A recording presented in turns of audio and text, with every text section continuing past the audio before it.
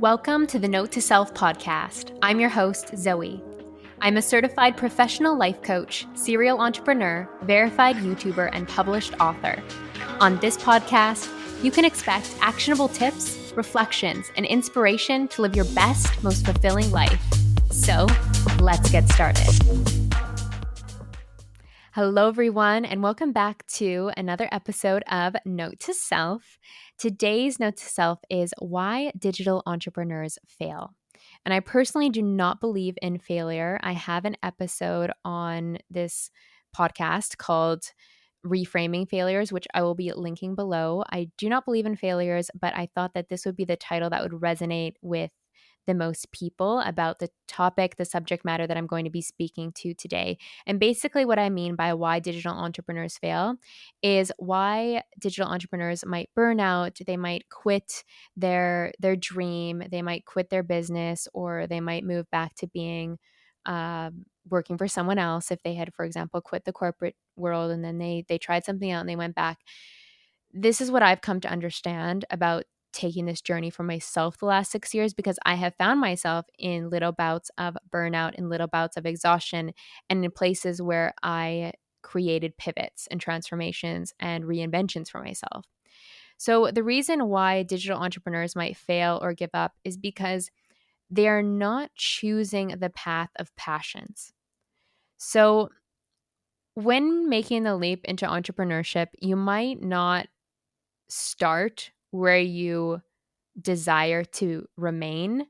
And I call this phase the bridge phase. This is something that we really go into on the Digital Nomad Academy and building a foundational bridge. Sometimes when you're making the leap into being an entrepreneur, you have to do what you got to do to get out of your present circumstances. So, in my personal example, from working a corporate marketing job to moving to Rome, Italy, where I just like made the leap into being a digital nomad.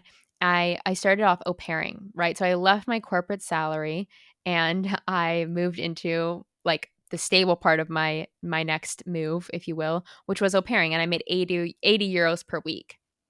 I actively chose that I would make 80 euros per week for a 10-month commitment in Rome, Italy, because that actually felt like it was really exciting and totally worth it to me. But au pairing wasn't something that I was going to do for the long run, right? Like I said, it had this timeline to it, which was 10 months. And I told myself, okay, well, this is going to be my bridge. This is going to be the timeline until I can just live in Rome, Italy, and work for myself and generate enough earnings and income online to make that a possibility for myself. So the bridge looked like leaping into being an au pair, but it also looked like taking on freelance marketing clients, which again, wasn't feeling like that was something I wanted to do, but it was just my path of least resistance in being a digital nomad, in being a laptop entrepreneur, in creating and generating income and having location independence. I also was YouTubing at this time and continuously creating YouTube content that would allow in some AdSense money, and then some sponsorship money. And then I was also committing to writing a book, and then I wrote 3. So in that timeline, I made the bridge happen, right? I actually solidified the bridge and I committed to the bridge. I committed to doing these things for a certain amount of time until I could feel comfortable moving into more full-time work doing what I love to do. And that ended up actually being YouTube for quite a significant period of time. 2 years, I suppose, was where the majority of my income was coming from. And that was quite stable in ways, as in like I was consistently attracting sponsors and there was consistent AdSense revenue, but not, let's say, the security and stability that I desired, because I didn't really like YouTube being my own boss. And I've talked to you guys about that on a couple other episodes. But why digital entrepreneurs might fail is because they're not continuously choosing the path of passions. So there was some passions in that path for me, but there was some things that weren't my passions. The passions at that time were writing and YouTubing, and the things that I wasn't passionate about was marketing, really being a freelance marketing client.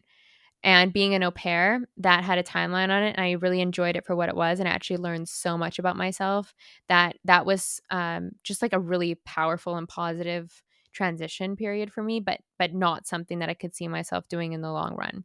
So again, it's really being able to identify what your passions are and deciding that if you're going to take a leap, what do you personally need that bridge to look like to feel solid and stable in doing that?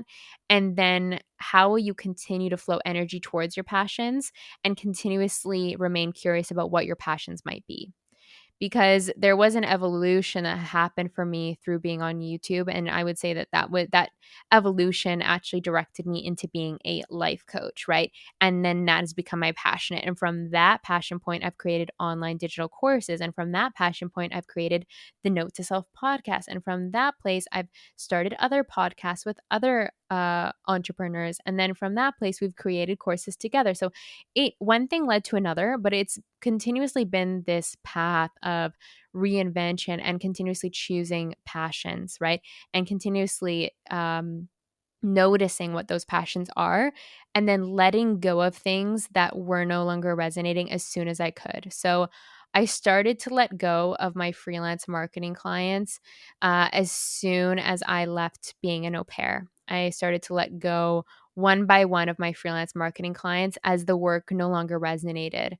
And the work no longer resonated. And the way I identified this was that it took a lot for me to get to that place to be able to do the work. It wasn't hard, it wasn't challenging by any means, but it took a lot for me to get my energy behind doing it. I would have to go to a cafe, I would have to make it like this really enjoyable experience. I would have to find the most epic Kygo playlist. Like, you know what I mean? I really had to set myself up for like next level success to power through this work because it wasn't something I was passionate about. It took a lot of cultivating of the energy in order to persevere. So when I find that there's a lot of trying energy, that's the time to pivot. That's the time to create change. And I think, like I said, this is why digital entrepreneurs might fail is because perhaps they haven't solidified the bridge or what the bridge might mean, and there hasn't been that light under them, right? Like that fire under their feet, let's say, to like make it happen for themselves and or they haven't pivoted when they found themselves in that place of the work no longer resonating. And we are human beings. I think the first episode on this podcast is reinvention is the key to fulfillment.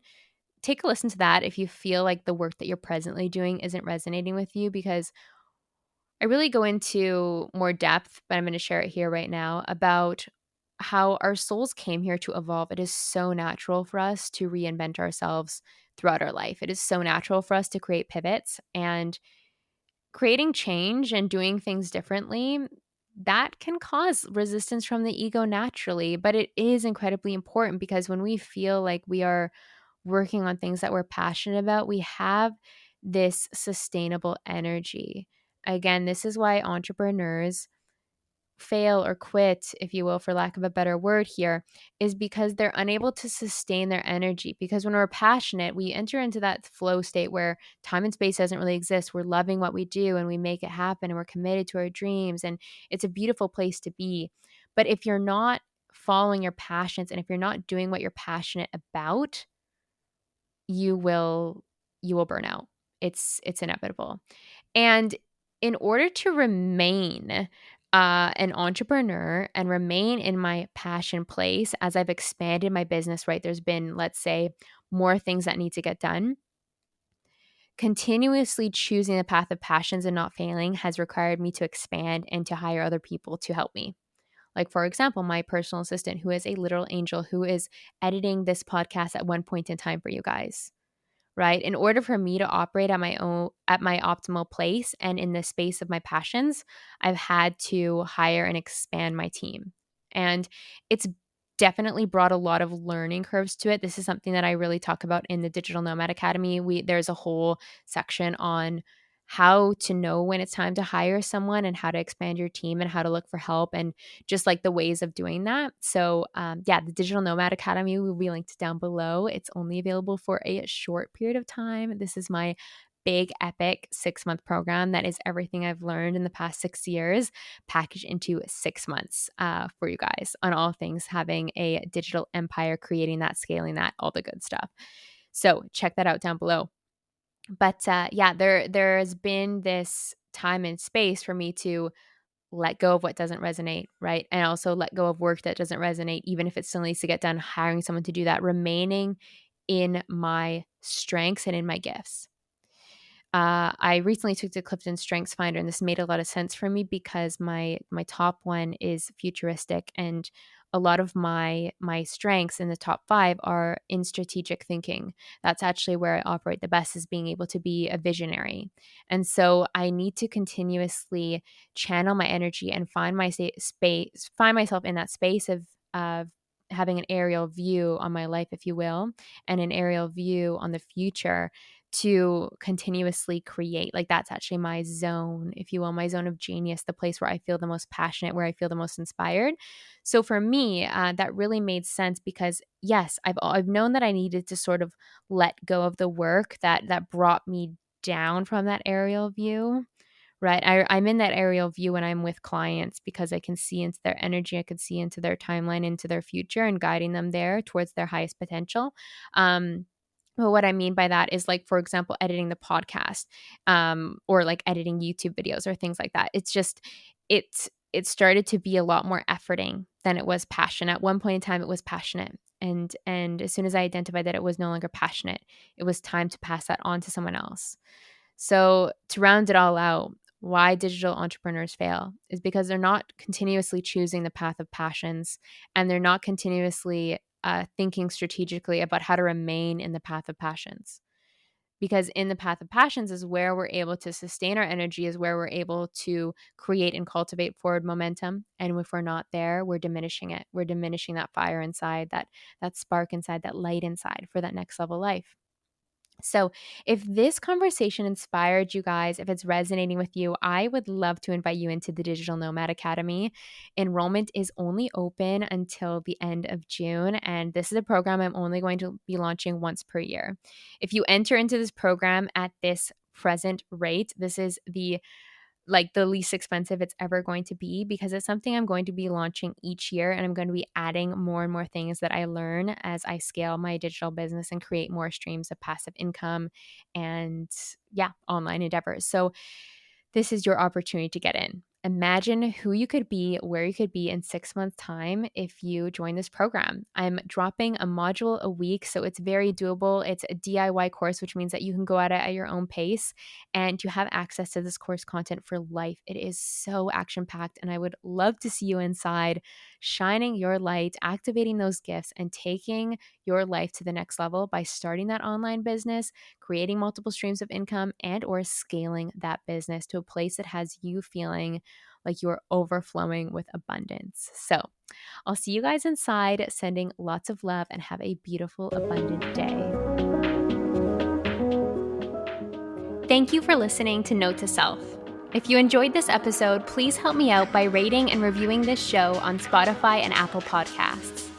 If my energy is resonating with you and you feel the call to work with me, there are an abundance of ways to do so.